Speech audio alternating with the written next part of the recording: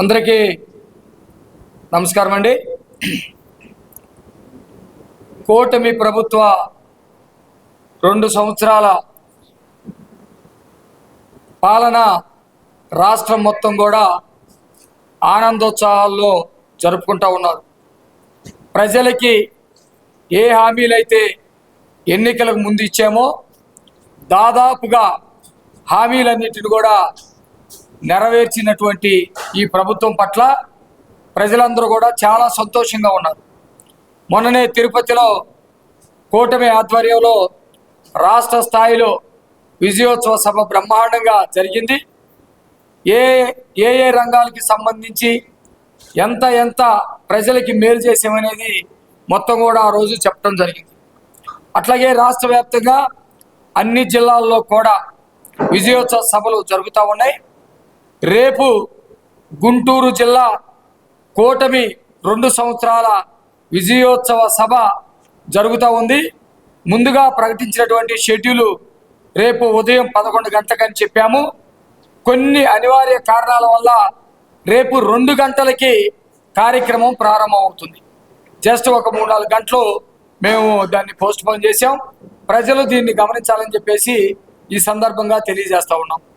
కూటమి ప్రభుత్వం వచ్చిన తర్వాత గత 2 సంవత్సరాలకి ముందు 5 సంవత్సరాల పాటు ఈ రాష్ట్రంలో జరిగినటువంటి అరాచకమైనటువంటి పాలన, ఈ 2 సంవత్సరాల్లో జరిగినటువంటి అభివృద్ధి, సంక్షేమం, గౌరవం, ఈ 2 పాలనల్ని ప్రజలందరూ కూడా బేరు చేసుకుంటూ ఉన్నారు.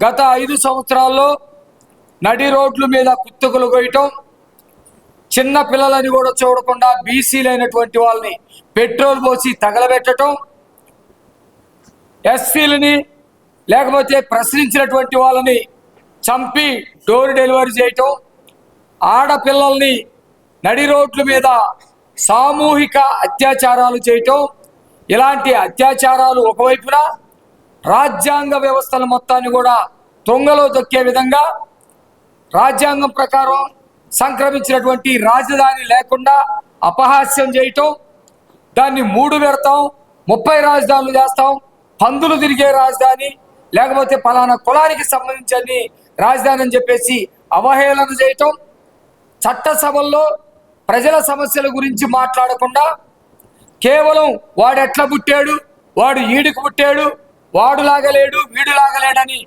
ఆడవాళ్ళని అవహేళన చేయటం, మహిళల్ని కించపరచడం, ఆస్తులు మొత్తాన్ని దోచుకోవటం, మొత్తం అవినీతి చేయటం గత 5 సంవత్సరాల్లో జరిగింది. చెప్పుకుంటా పోతే మనకి టైం చాలదు.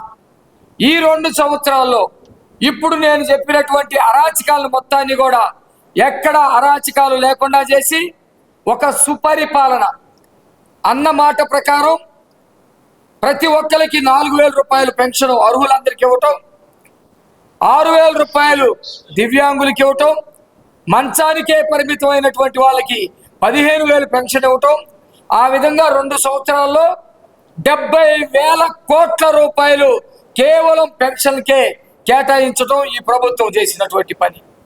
రాజ్యాంగ వ్యవస్థలైనటువంటి రాజధానిని ధ్వంసం చేస్తే కూటమి ప్రభుత్వం జగన్ లాంటి క్రిమినల్స్, సైకోల్స్ 100 మంది వచ్చిన అంగుళం కూడా కదిలించకుండా అమరావతికి రక్షణ చట్టాన్ని కల్పించడం, పోలవరాన్ని టార్గెటెడ్గా పనిచేసుకొని పూర్తి చేయడానికి ప్రణాళికలు సిద్ధం చేయటం, మహిళల గురించి, రైతుల గురించి, విద్యార్థుల గురించి ఒక పక్కా ప్రణాళికలతోటి ఈ వర్గాలన్నిటికీ మేలు చేసే విధంగా, ముఖ్యంగా నారా లోకేష్ గారు డాక్టర్ బిఆర్ అంబేద్కర్ గారి సిద్ధాంతాన్ని నమ్మినటువంటి వ్యక్తి. విద్య ద్వారా సమాజంలో అంటరానితనాన్ని అట్లాగే పేదరికాన్ని నిర్మూలన చేయొచ్చని నమ్మి విద్యాశాఖని ఆయన తీసుకోవడం, విద్యాశాఖలో పెను మార్పులు, చిన్నపిల్లలు స్కూల్కి వెళ్ళే దగ్గర నుంచి మధ్యాహ్నం భోజనం వరకు గతంలో అవినీతి జరిగేది. బెల్ట్ మీద రాక్షసుల బొమ్మలు, బ్యాగుల మీద సైకో బొమ్మలు, పుస్తకాలు మొదటి అట్ట తీస్తే లోపలన్నీ నేరస్తుల బొమ్మలతోటి గతంలో జగన్మోహన్ రూపంలో కనపడేవి. ఇప్పుడు ఆ పరిస్థితి లేదు. దేశ నాయకులు, స్వతంత్ర సమరయోధులు బొమ్మలతోటి గవర్నమెంట్ స్కూల్కి వెళ్తే బాధ ఆవేదన కలిగే రోజుల నుంచి గవర్నమెంట్ స్కూల్లో చదివినటువంటి పిల్లలు ప్రైవేటు స్కూళ్ళకి ధీటుగా 600 మార్కులకి 595, 596, 97, 98 మార్కులు తెచ్చుకొని స్టేట్ ర్యాంకర్లుగా నిలిచేటువంటి స్థాయిలోకి తీసుకురావటం, ఇవన్నీ కూడా ఈ 2 సంవత్సరాల్లో కూటమి ప్రభుత్వం సాధించినటువంటి విజయాలు. ఈ విజయాల్ని సెలబ్రేట్ చేసుకుంటా ఉన్నారు రాష్ట్రం అంతా కూడా. అందులో భాగంగా గుంటూరు జిల్లాలో కూడా రేపు విజయోత్సవ సభ జరుగుతూ ఉంది. ఈ విజయాన్ని జీర్ణించుకోలేనటువంటి సైకో కొంతమంది బొద్దింకల అవతారం ఎత్తి కమ్మని కూటిలో బొద్దింకల పడితే కూడు తినకుండా బయటపడేస్తారనే ఉద్దేశంతో విష ప్రచారాలు చేస్తూ ఉన్నారు. డిఎస్పీలు గతంలో తెలుగుదేశం ఒక వర్గాన్ని డిఎస్పీలు మొత్తాన్ని ప్రమోట్ చేసిందనే అబద్ధపు ప్రచారాన్ని ఏ విధంగా చేశారో, పింక్ డైమండ్ చంద్రబాబు నాయుడు గారి ఇంట్లో ఉందని చెప్పేసి ఎలాంటి అబద్ధపు ప్రచారాలు చేశారో, ఈరోజు కూడా డిఎస్సిలో మొత్తం అవినీతి జరిగిందని, లేకపోతే కొంతమంది అందరికీ కమ్మోలకి ఇచ్చుకున్నారని అబద్ధపు ప్రచారాల్ని మొత్తం వండివారుస్తూ ఉన్నారు. వీటన్నిటిని కూడా తిప్పికొడతా ఉన్నాం. ఒక్క మాట చెప్తా నేను, జగన్మోహన్ రెడ్డి విష ప్రచారాన్ని సాగనీయం. జగన్మోహన్ రెడ్డి ఆంధ్రప్రదేశ్లో రాజకీయాలు చేయడానికి అవకాశం లేకుండా చేస్తాం. ఇదే పద్ధతిలో ప్రజలు ఎప్పుడూ సుఖంతో సంతోషంతో ఉండేటట్టు ఈ పాలన కొనసాగుతుందని సందర్భంగా తెలియజేస్తూ, రేపు కూటమి ఆధ్వర్యంలో సభ జరుగుతూ ఉంది, దానికి తరలి రావాలని చెప్పేసి కోరుతూ, ఇప్పటికే మా కూటమికి సంబంధించినటువంటి నేతలందరూ కూడా స్పందించారు.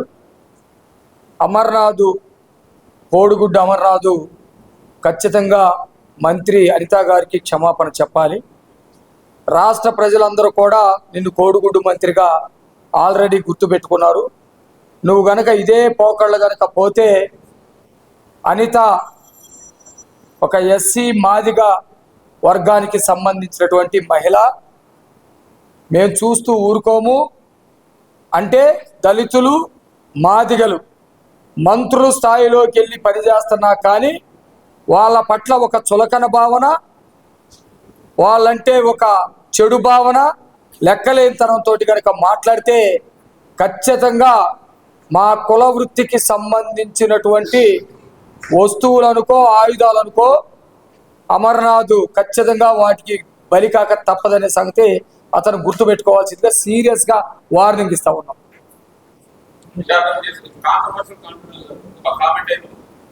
మీరు చేసే ఉద్యోగాలు మా ఇంట్లో ఆడవాళ్ళు చేయడం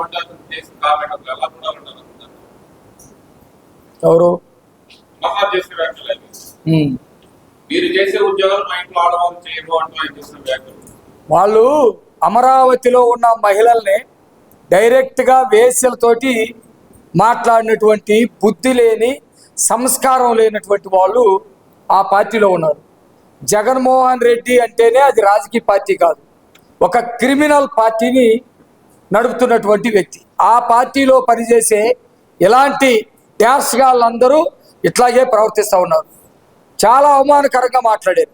వాస్తవానికి మంత్రి గారే కేసు పెడితే ఎట్లా ఉంటుంది అనే దాని మీద కూడా మేము ఆలోచిస్తూ ఉన్నాం. అది చాలా దారుణమైనటువంటి అవమానకరమైనటువంటి పదాలు. అతనికి బుద్ధి చెప్పే విధంగా మేము లీగల్గా కూడా ఆలోచిస్తూ ఉన్నాం. అతని మీద ఖచ్చితంగా చర్యలు ఉంటాయి. ఇంకో మాట జగన్మోహన్ రెడ్డి గారు అలాగే అంబటరాంబాబు గారు ఇద్దరు అమర్నాథ్కి అభయం ఇచ్చినట్లయితే బయటకు వార్తలు వస్తున్నాయి. అసలు జగన్మోహన్ రెడ్డే కదా మనుషులు చంపిన వాళ్ళని మీరు చంపినండి నేను చూసుకుంటా, లేకపోతే గొంతులు కోసిరండి నేను చూసుకుంటా, ఆ బొల్ల బ్రహ్మనాయుడు నువ్వు వెళ్ళి భూములు అమ్ముకో ఇవ్వడానికి వస్తే నేను అండగా ఉంటా, పెద్దిరెడ్డి రామచంద్రారెడ్డి నీకు కావాల్సింది నువ్వు చేయి నేను అండగా ఉంటా, లేకపోతే కోర్టులో ఫైళ్లు తగలబెట్టు నేను అండగా ఉంటా. మొత్తం క్రిమినల్స్ గ్యాంగ్ మొత్తానికి ఈరోజు జగన్మోహన్ రెడ్డి కదా అండ. ఆ అండే లేకుండా ప్రజలందరూ పీక్ అవతల పడేశారు. అయినా వీళ్ళకి బుద్ధి రావట్లేదు. ప్రజల అండ లేదు వీళ్ళకి. ఆ తర్వాత ఏమైతే అనేది వీళ్ళు ఆలోచించుకోవాలి.